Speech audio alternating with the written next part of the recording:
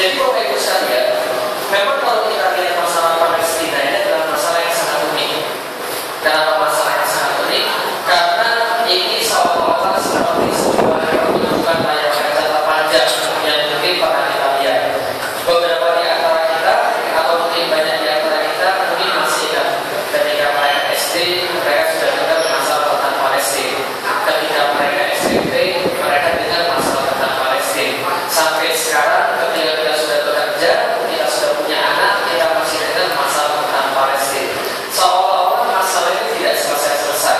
Mulai dari tahun 2008, pembantaian parah oleh Israel terhadap sipil Palestina yang mencapai 1.300 orang syahid dalam waktu kurang daripada 29 hari.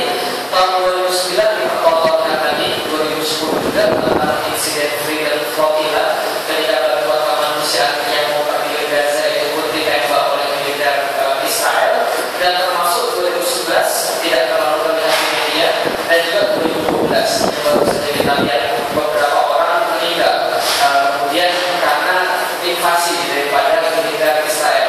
Dan beberapa orang yang kita lihat itu cuma di TV, Bapak Ibu sekalian. Kenyataan yang terjadi setiap hari belasan orang meninggal atas invasi orang-orang Israel kepada sipil di Palestina. Nah, karena kita juga melihat bahwa banyak orang-orang mengutuk kemudian pengakuan daripada Israel. Ketika Israel membombardir Palestina, Israel membombardir Gaza, banyak orang mengutuk. Tapi kutukan-kutukan ini hilang bersama waktu. Seolah-olah orang-orang Indonesia ini melihat sebuah sinetron yang mereka lihat satu episode, mereka nangis, kemudian episode berikut mereka nangis lagi, tapi tangisan itu cuma untuk menunggu kira-kira episode apa yang bakal diputar ke depan. Mereka tidak ada niat sama sekali untuk menyelesaikan masalah Palestina sampai ke akar-akarnya. Yang itu kan kita akan coba bahas seperti apa masalah Palestina agar kita bisa memberikan sebuah penyikapan yang benar tentang masalah Palestina. Jadi pertama-tama saya perkenalkan, inilah Gaza, Bapak Ibu sekalian. Gaza itu adalah sebuah jalur yang cuma mungkin seluas kota Jakarta, atau paling tidak setengah lah daripada kota Jakarta. Sebuah jalur kecil yang dia seperti sebuah penjara. Kenapa saya katakan sebuah penjara? Karena sebelah baratnya berbatasan langsung dengan laut Mediterania, sehingga tidak mungkin ada orang berbuat dari sebelah barat. Karena lautan Mediterania ini semua dijaga oleh Israel. Sedangkan wilayah-wilayah sebelah lain ini ditutupi dengan tembok-tembok tinggi 3 meter dan beberapa lapis. Karena ditutupi oleh tembok-tembok tinggi, tidak ada satu orang yang bisa keluar ataupun masuk kecuali atas izin Israel. Israel memegang seluruh wilayah-wilayah Gaza. Jadi wilayah Gaza berbatasan semua dengan laut Mediterania. Sebelah timurnya berbatasan dengan Israel. Satu-satunya wilayah yang tidak berbatasan dengan laut ataupun Israel adalah wilayah sebelah selatan yang berbatasan langsung dengan Mesir. Yang di situ ada satu pintu yang namanya pintu Rafah. Jadi seluruh wilayah Gaza ini dikerangkeng kayak sebuah penjara raksasa. Di situ ada 8 pintu, 7 pintu mengarah ke Israel, 1 pintu mengarah ke Mesir. Itulah namanya pintu Rafah. Makanya dikatakan inilah memang the world largest prison, penjara terbesar di dunia. Dan perlu dikasih tahu, di situ nggak ada listrik, di situ nggak ada air bersih. Bahkan orang-orang pernah dimatikan air bersihnya selama 1,5 tahun di sana, tapi mereka tetap masih bisa hidup. Kenapa bisa hidup? Nanti kita lihat kenapa mereka bisa hidup. Nah, jadi lewat Camp David, pintu Rafah yang boleh dibuka untuk kepentingan logistik. Nah, jadi kalau kita lihat pintu-pintunya 1, 2, 3, 4, 5, 6, 7, 8 ada 8 pintu. Satu-satunya pintu yang kemudian ke arah Mesir namanya pintu Rafah. Ini yang sering kami kalau kita ada Rafah adalah perbatasan antara Mesir dan Gaza. Itu adalah pintu Rafah. Sialnya orang-orang Palestina, sialnya orang-orang Gaza, pintu Rafah itu ditutup oleh Husni Mubarak dan beberapa rezim sebelumnya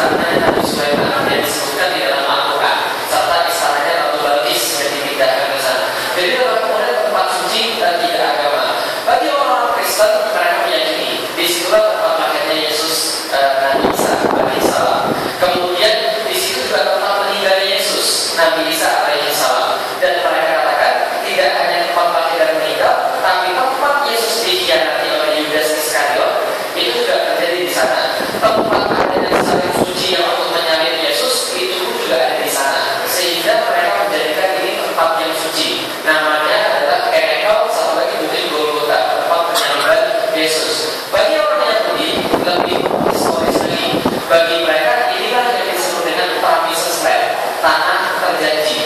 Jadi kalau kita dengar tentang Promised Land dalam surat Bilangan dan dalam surat Ezekiel itu disebutkan oleh Tuhan tentang tanah yang dijanjikan bagi orang Yahudi, yaitu tanah yang meliputi sebagian Syria, seluruh wilayah Palestina, sedikit daripada dataran Sinai di Mesir, dan hampir semua wilayah Gaza. Inilah yang disebut tanah terjanji yang diperebutkan oleh Yahudi. Dan ceritanya memang bermulai dari sana. Jadi begini ceritanya Bapak sekalian. Ketika kita berbicara tentang orang Yahudi, kita memang berbicara tentang satu bangsa yang unik. Yahudi itu dikatakan dalam Al-Quran sebagai Bani Israel. Bani itu artinya anak-anak. Israel itu gelar bagi Nabi Yakub. Berarti anak-anaknya Nabi Yakub itulah disebut dengan Bani Israel. Lebih khusus lagi adalah turunannya Yahudi. Nah, Yahudi ini nama anak Nabi Yakub, keturunannya namanya Yahudi. Dan Yahudi ini memang istimewa. Kenapa? Karena dia dikatakan dalam Al-Quran dulunya bangsa pilihan Allah. Allah sayang dengan mereka, sayangnya mereka balas sayangnya Allah itu dengan membunuh nabi-nabi mereka sendiri. Dan di mana-mana kelakuan Yahudi ini memang parah dari awal. Semenjak awal kemudian ketika mereka diperbudak oleh Mesir, kemudian dibebaskan oleh Nabi Musa, diceritakan mereka menyeberangi Laut Merah, sampai Laut Merah kemudian masuk ke daerah Palestina. Dulu daerah Palestina bukan dihuni oleh siapa-siapa, dihuni oleh sebuah kelompok manusia namanya bangsa Filistin. Bangsa Filistin ini punya perawakan gede, punya perawakan orang yang besar-besar. Kalau dalam Al-Quran itu dituliskan pemimpinnya namanya Jalut, Goliat, dan raksasa besar. Itu kan orang-orang Filistin. Ketika kemudian Nabi Musa membawa mereka, no mention tentang kelakuan mereka ketika di gunung yang buat bakor itu sesembahan sambil dina, itu baru saja diomongkan. Nah setelah itu Nabi Musa bawa mereka ke tanah terjanji, dan Nabi Musa perintahkan masuklah ke tanah ini karena inilah tanah yang sudah dijanjikan Allah. Apa kata orang-orang ini? Kamu aja sama Tuhan masuk, berperanglah sendiri sama orang-orang Filistin. Kami nggak mau, mereka terlalu gede-gede. Nanti kalau kami ikut perang, kami bakal bahaya. Kamu perang sama Tuhan, kami dulu aja di sini karena mereka dalam Al-Quran. Nanti kalau kamu menang sama Tuhanmu, kami ikut masuk. Kalau kamu nggak menang, kami bisa mundur ke belakang. Maka mereka ditutup oleh Allah selama 40 tahun terus berkeliling, nggak bisa memasuki wilayah tanah terjanji. Sampai muncul Nabi Daud yang mengalahkan Jalut, orang-orang Palestina, dan membentuk kerajaan di sana. Muncul namanya Kerajaan Daud yang sekarang dilambangkan dengan bintang Daud itu. Lambang yang mirip bintang Daud di tengah, kemudian atasnya ada garis biru, bawahnya ada garis biru, menggambarkan dua sungai antara sungai Tigris dan sungai Efrat yang menjadi wilayah kekuasaan mereka, termasuk di Palestina. Nah, ketika Nabi Sulaiman kemudian itu, beliau membangun sebuah haikal, sebuah istana yang merupakan tempat penyembahan kepada Allah. Nah, istana inilah yang diyakini sebagai kompleks Al-Aqsa. Dihancurkan dua kali. Satu dihancurkan oleh pasukan Persia, satu lagi dihancurkan oleh pasukan Romawi. Sisa dari kehancuran itu adalah tembok sebelah barat yang mereka yakini sebagai satu-satunya tembok peninggalan Nabi Sulaiman. Maka salah satu ibadah mereka yang paling suci adalah angkring tembok itu untuk ditutupi kepalanya di sana. Itulah kemudian ibadahnya orang-orang Yahudi. Nah, dan kira-kira seperti itu. Di situ juga ada Masjidil Aqsa dan Masjid Kubah Batu. Maka tempatnya sangat suci bagi semua orang. Ini Yahudi yang mengingati ke tembok apa untuk ditutupi kepalanya di sana. Ini juga sama. Nah, di sana untuk kemudian kepalanya dikumpulkan ke sana. Di belakangnya ada Masjidil Aqsa. Maka tempatnya sangat luar biasa penting bagi tiga agama, Islam, Nasrani, dan Yahudi. Nah, bagaimana ceritanya? Jadi begini ceritanya. Karena orang Yahudi itu kemudian perangainya jelek, perangainya itu kemudian menang sendiri, perangainya itu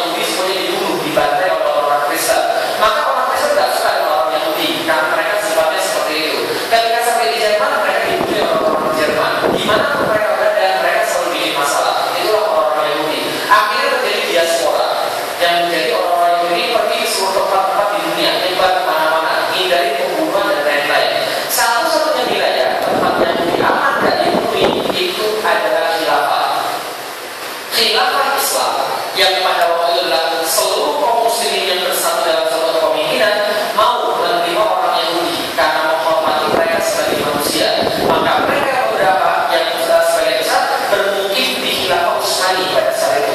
Nah, setelah mereka kemudian tersebar kemana-mana, muncul satu gerakan yang ingin membuat mereka bersatu kembali. Ibaratnya gerakan kebangkitan Yahudi, sesuatu yang dianggap mustahil pada saat itu, tapi dianggap mungkin oleh satu orang namanya Theodor Herzl. Ini bukan ulama ya, jadi nama yang punya macam ini bukan ulama. Jadi dari ini nama Theodor Herzl itu bapak Zionis. Pada tahun 1897 dia mendatangi Lord Rothschild untuk memberikan sebuah presentasi tentang rencananya mendirikan negara Yahudi merdeka yang menjadi negara untuk menampung seluruh orang-orang Yahudi di dunia. Dan perkenalkan, Lord Rothschild ini adalah orang yang memperkenalkan sistem perbankan. Jadi itulah kemudian yang memperkenalkan sistem perbankan. Maka kalau sampai sekarang perbankan kuat, yang paling kuat adalah orang Yahudi, karena semua perbankan di belakangnya adalah Yahudi. Jadi perbankan yang pertama adalah Lord Rothschild. Dia orang paling kaya di Inggris dan keluarganya memang keluarga Yahudi tulen. Nah, maka ketika dua ini bersatu, satu punya ide, satu punya duit, cocok. Dua-duanya kemudian mengajukan, kita harus bikin sebuah negara Yahudi bersatu. Kalau itu sekarang langkah pertamanya kita pilih tempat. Kalau ada jadi orang Yahudi, menurut saya milih tempat, kira-kira milihnya di mana untuk jadi negara Yahudi mereka? Di mana milihnya? Tanah terjanji. Dan betul, mereka akhirnya milih ke tanah terjanji. Dan pada saat itu tanah terjanji Palestina itu tidak dimiliki oleh siapapun, karena Palestina belum ada, Yordania belum ada, Arab Saudi belum ada. Pada waktu itu seluruh Muslim bersatu dalam sebuah negara namanya Khilafah Islam. Itulah pemilik tanah Palestina. Dan kebetulan orang inilah yang memimpin Khilafah pada saat itu. Jadi orang-orang Muslim punya satu pemimpin namanya Amirul Mukminin, pemimpin orang-orang mukmin. Dan pada saat itu namanya adalah Khalifah Abdul Hamid II.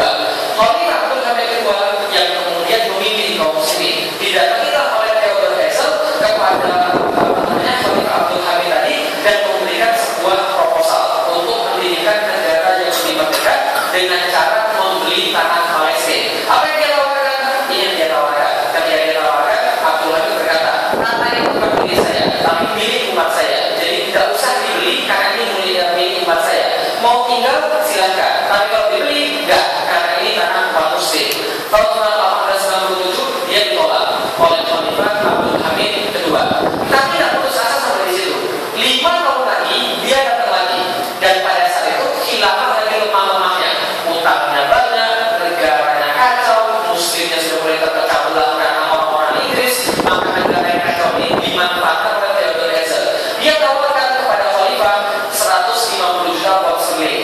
Kalau sekarang itu sekitar 150 triliun. Sorry, tahun 2008 setara dengan 150 triliun. Kalau inflasi itu 10% berapa? Ini di 2008 sampai sekarang berapa? 5 tahun? 4 tahun. Berarti kira-kira sekitar 40%. Nah, ini aja 40% dari 150 triliun. Itulah jumlah uang yang dia tawarkan kepada khilafah pada saat itu untuk membeli sebidang tanah di Palestina. Kemudian tidak hanya itu, dia akan menyelesaikan utang khilafah sebanyak 33 juta pound sterling pada saat itu.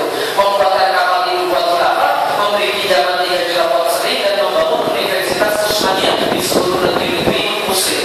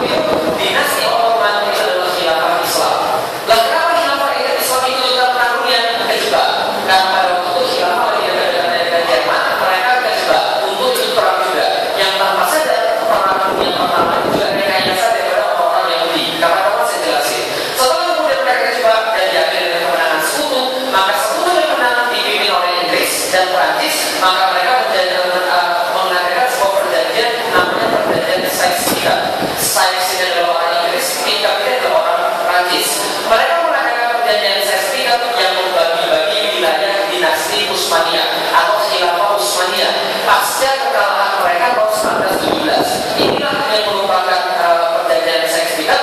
Wilayah yang mana biru adalah wilayahnya Prancis, wilayah warna merah adalah wilayah Inggris. Sedangkan Arab diberikan kemerdekaan oleh Inggris. Beberapa wilayah lain juga diberikan kemerdekaan oleh Inggris. Wilayah Islam dipecah-pecah mulai dari saat itu, dari satu negara menjadi sekitar 63 negara kecil-kecil pada saat itu. Nah, dan Palestina itu dijadikan wilayah kondominium, sebuah wilayah bersama oleh Inggris dan Prancis. Walaupun sebenarnya yang menjadi pemimpin pada saat itu adalah Inggris. Maka Inggris tatkala menguasai wilayah Palestina, langsung Lord Rothschild menghubungi Perdana Menteri Inggris dan menghubungi Ratu Elizabeth karena dia adalah bosnya Inggris yang paling punya banyak duit di Inggris, maka dia segera menghubungi untuk minta tanah Palestina. Jadi itulah. Jadi ini ceritanya. Ada sesuatu yang lucu. Dulu sebelum Amerika berkuasa, yang berkuasa siapa? Inggris. Setelah Inggris berkuasa, Amerika. Kenapa Amerika bisa berkuasa dan Inggris runtuh? Tahu kenapa? Karena pos-pos perbankan Yahudi tidak semua ke Amerika. Karena itulah bergeser kekuatannya ke Amerika. Karena memang mereka yang tinggal kekuatan. Dan sampai sekarang ini dinasti ini masih ada di Amerika. Rothschild sini. Nah, lalu kita lihat. Nah, setelah kemudian dia dapat kemudian berita bahwa Inggris berhasil memenangkan perang, dia minta wilayah itu kepada Inggris, minta kepada Ratu Elizabeth, dan Ratu Elizabeth mengamini via deklarasi Balfour yang kita kenal dengan nama Balfour Declaration tahun 1917. Tepat setelah kemudian Inggris menang, langsung dibuat deklarasi Balfour. Apa intinya? Intinya dalam bahasa Indonesia, Lord Rothschild saya berpesan, saya sangat menyampaikan kepada Anda sama pemerintah Sri Baginda pernyataan simpati terhadap aspirasi Zionis Yahudi yang menginginkan untuk tanah Palestina, dan itu sudah diajukan kepada dan disetujui oleh kabinet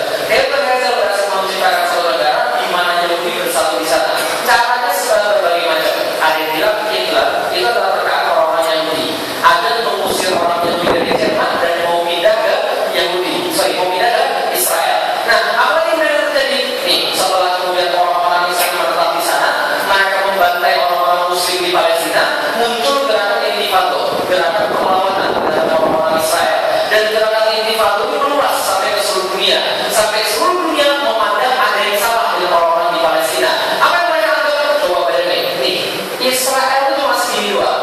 Ini negara Yordan, Syria, Irak, Mesir. Coba bayangin, dan kemudian zaman Mesir ada Arab Saudi juga di sana.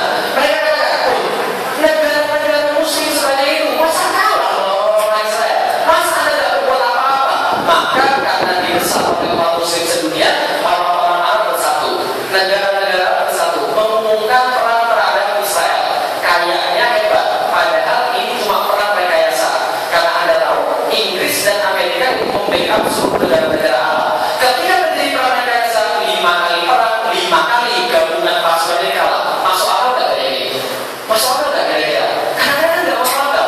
Gampangnya begini deh, mereka itu punya pasukan 50 juta.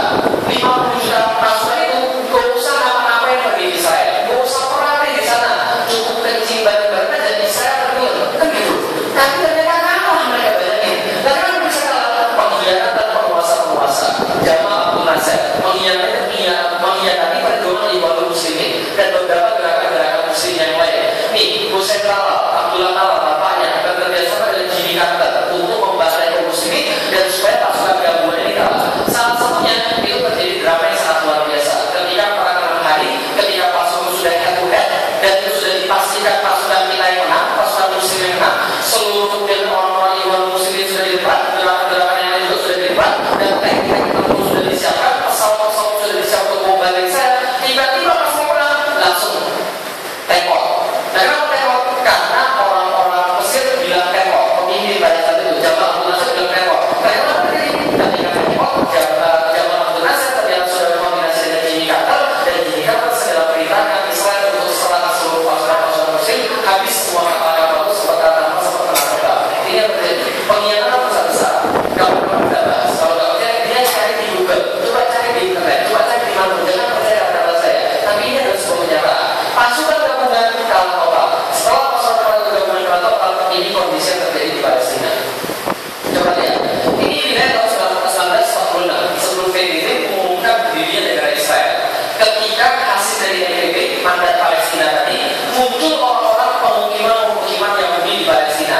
Setelah pemisahan PBB, Yahudi mendapatkan wilayah legal yang berwarna putih, sementara yang berwarna hijau itu tidak menjadi wilayah legal. Kemudian jadi seperti ini setelah perang rekayasa 6 hari, dan setelah itu ini kondisi tahun 2008. Tahun 2008 ini kondisi, coba lihat. Inilah yang namanya tepi barat, dan ini jalur Gaza. Jadi jalur Gaza ini tepi barat Sungai Yordan. Jadi kita lihat coba, ngeri nggak coba lihat? Coba tuh, luar biasa menggerogoti seperti itu. Dan sekarang sudah pasti lebih parah daripada ini. Pertanyaan saya kemudian, solusi terhadap masalah Palestina itu yang mana? Obama muncul dan mengatakan harusnya solusinya wilayah tahun 1967 setelah rekayasa perang 6 hari. Inilah wilayah yang harus diterima oleh Muslim dan diterima oleh orang-orang Yahudi. Benar atau salah? Salah. Harusnya kan nggak boleh menerima sendiri itu wilayah Israel, dan Israel pun nggak mau menerima wilayah itu karena mereka mau seluruh Muslim hengkang dari wilayah Israel. Gitu loh maksudnya. Nah, kemudian ditanya lagi apa terjadi setelah itu? Tapi ini kemudian yang menjadi sebuah briefing. Ketika khilafah terpecah, umat Muslim terbagi-bagi menjadi 2 negara. Nah, ini adalah kemudian ketika November 1947, ketika PBB mendeklarasikan pemecahan Palestina. Ini film dokumenter yang asli, harusnya ada suaranya. Nanti kalau mau siaran kopi. Nah, ini ketika dideklarasikan oleh PBB, ada negara Israel yang berdaulat, yang diakui oleh PBB. Bidannya itu PBB, bapaknya Inggris, maknya Amerika. Nah, itu yang terjadi, keluarga bahagia itu tidak. Nah, waktu itu dengan sokongan PBB, maka semua orang kemudian pindah ke Palestina. Ini kata-kata Harry S. Truman. Menjadi sikap saya bahwa Amerika tidak akan berdiam diri melihat mangsa keganasan Hitler. Jadi dia menjamin bahwa orang-orang Yahudi itu tinggal di Palestina. Dari zamannya Harry Truman sudah begitu. Dari zaman Amerika begitu. Apa terjadi? Membantai di mana-mana. Nah, ini ketika 1948, ketika Israel didirikan sebagai sebuah negara Zionis didirikan, maka pembantaian itu menjadi sebuah hal yang legal. Karena saya katakan tadi, Palestina jadi stateless, mereka tidak punya negara. Pembantaian kemudian digalakkan. Ini pembantaian Sabra Satira pada tahun 1982. belum lahir, atau kita mungkin masih kecil. Tapi mereka sudah terjadi seperti ini. Mayat-mayat di mana-mana itu sudah sesuatu yang biasa. Dan itu bukan terjadi cuma setahun sekali, setiap hari terjadi.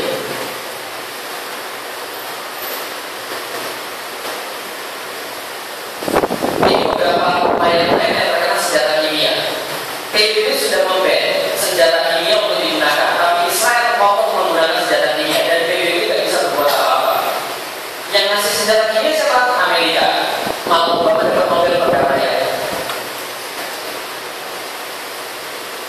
Kejadian-kejadian yang terjadi di Gaza. Jadi tepi barat itu agak aman karena di situ ada otorita Palestina yang sudah menurut kepada Amerika. Tapi di sebelah Gaza ini luar biasa. Karena perlawanan mereka masih dilakukan. Hamas masih ada di situ.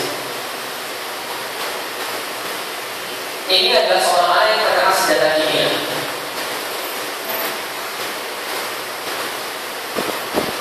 Ini juga ada yang terkena senjata kimia. Coba nanti itu 4 orang laki-laki dewasa menggali satu anak, nggak sanggup karena menggelepar-gelepar badannya. Karena senjata kimia itu buatnya nggak bisa melihat apapun. Dan nggak bisa melihat apapun, ya karena seluruh badan itu membunuh dia. Mati nggak bisa, hidup begini, apa ya? Dia karena seluruh badan itu membunuh dia. Itulah jahatnya senjata kimia. Nggak otomatis mati, menyiksa orang. Ini beberapa ibu-ibu yang kemudian terkena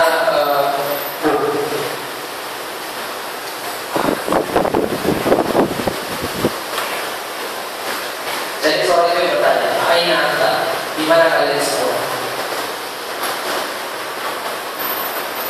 Bayangkan putus asanya mereka, tidak ada lagi mereka tolongkan. Dan kadang-kadang kita terus mengatakan bahwa itu adalah bom bunuh diri. Kita tidak ada di sana, tapi kita berarti mengatakan bom bunuh diri. Saya kasih tahu, mereka tidak ada pilihan lain. Pilihan mereka adalah ngebom atau nyebur. Habis saya, ujungnya kok akan mati juga. Mereka pikir kalau saya tidak bisa mati akan sakit. Ini soal yang dipatahin tangannya, dan dia dicuri sebagai orang yang akan membunuh tentara Israel. Karena dia tidak punya senjata sama sekali. Anaknya tidak parah. Orang dipukul di bangunan sudah biasa juga.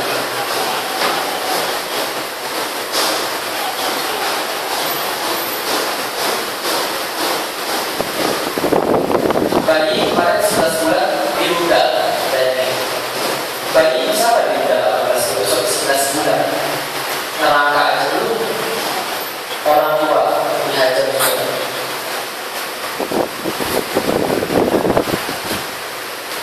Bayangin kalau bapak kita seperti ini. Seolah sudah tidak ada harga nyawa manusia di sini.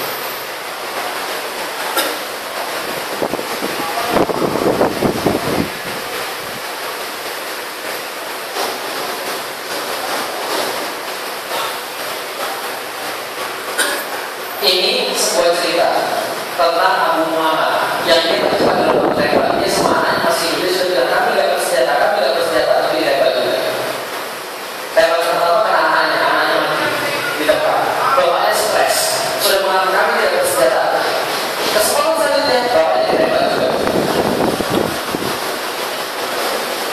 Nah ini kan mereka sebagai teroris. Orang yang tidak bersenjata dibunuh. Padahal sudah jelas mereka tidak bersenjata.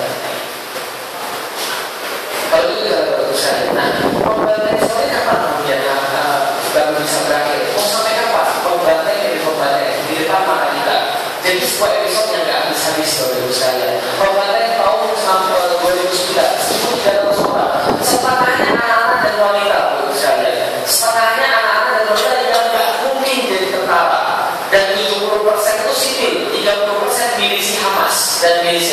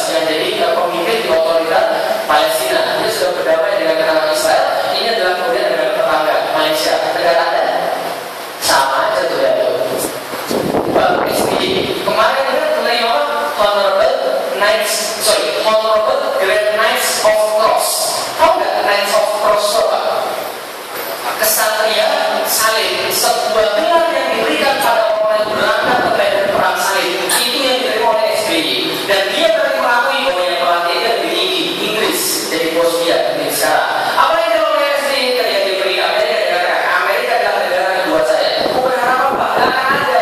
Nggak mungkin PSB kemudian mau menyelesaikan masalah Palestina. Walaupun konstitusi Indonesia ketika ditulis menghapuskan penjajahan dunia, nggak ada kemudian cerita, nggak ada kemudian bisa kita lihat. Nah, lalu kita lihat lagi. Nah, apa bisa terjadi sekarang? Israel cuma 22.000 kilometer persegi, penduduknya cuma 7,28 juta orang. Hampir setara dengan Jakarta ketika siang, 7,28 juta orang. Dikeroyok sama Arab yang punya pasukan 50 juta orang. Yang punya populasi sekitar 50 juta orang. Dan Indonesia punya populasi 240 juta orang. Tapi mereka nggak ngaruh, kita nggak bisa ganggu mereka. Karena betul nggak Rasulullah. Pada satu masa kalian tuh diperbutkan kayak makanan. Kemudian sahabat tanya, apakah karena jumlahnya sedikit ya Rasulullah kita bakal kemudian diperbutkan, kita bakal dizolimi oleh Allah? Rasulullah katakan tidak, bahkan jumlahnya sangat banyak. Tapi yang seperti bui di lautan nggak ada gunanya sama sekali. Kenapa? Karena terjadi oleh penyakit ruahan. Apa penyakit ruahan? Hubbu dunia kalau dia mau. Suka dunia, cinta dunia, takut mati. Itulah zaman sekarang. Bapak Ibu sekalian, kalau saya tanya, mau masuk surga atau masuk neraka? Surga atau neraka? Surga. Siap mati? Enggak, saya belum kawin Ustaz. Mau masuk surga enggak siap mati? Gimana ceritanya? Orang masuk surga itu syarat pertama mati. Paham nggak bisa ya? Nggak mungkin kita hidup terus masuk surga, gitu. Nggak mungkin kita masuk surga pakai batik. Nggak mungkin mati dulu baru bisa masuk surga. Tapi orang muslim pada zaman itu sebenarnya aneh, pengen masuk surga tapi takut mati. Gitu maksudnya. Dunia orang yang tahu. Nah, kalau ini gimana caranya tuh orang-orang muslim tadi di Palestina? Kembali akan masalah korban harus kita bantu. Wajib kita bantu dengan harta yang kita punya. Bukan harta yang kita sisihkan, tidak. Dengan harta yang kita punya. Karena apa? Karena itu berarti buat mereka. Tapi ada masalah lain, masalah perang. Dan masalah perang ini tidak bisa diselesaikan oleh apapun. Masalah perang ini cuma bisa diselesaikan oleh khilafah. Karena khilafah untuk itu menyebabkan masalah Palestina, maka khilafah yang bisa menyelesaikan masalah Palestina. Kenapa? Khilafah yang bisa memobilisasi jihad ke Palestina. Itulah yang benar menjadi solusi. Yang dari awal nggak pernah ada masalah karena ada ini jihad yang dikomando oleh pemimpin yang satu. Coba bayangkan, seandainya 1,7 miliar muslim bersatu dalam satu kepemimpinan dan kita ambil 1% dari mereka menjadi tentara, kita dapat berapa? 1,17 juta tentara berangkat untuk ke Palestina. Sudah saya katakan, gak usah apa-apain kita, kan Cina di situ, kan keluar itu. Tapi tidak terjadi persatuan. Kenapa? Tidak ada pemimpin yang bisa menggerakkan seluruh umat muslim. Maka yang bisa kita lakukan sekarang adalah satu, berdakwah setinggi-tingginya. Karena tidak semua warga kita bisa pergi ke Palestina. Kita harus kemudian berada di satu tempat yang lain yang tidak bisa memenuhi surat mereka. Maka yang bisa kita lakukan adalah satu, berdakwah, mewujudkan kesadaran umat untuk berukhuwah, untuk bersatu dan mewujudkan Islam yang satu. Itu yang pertama. Sudah, jangan perkara-perkara kalian yang berbeda.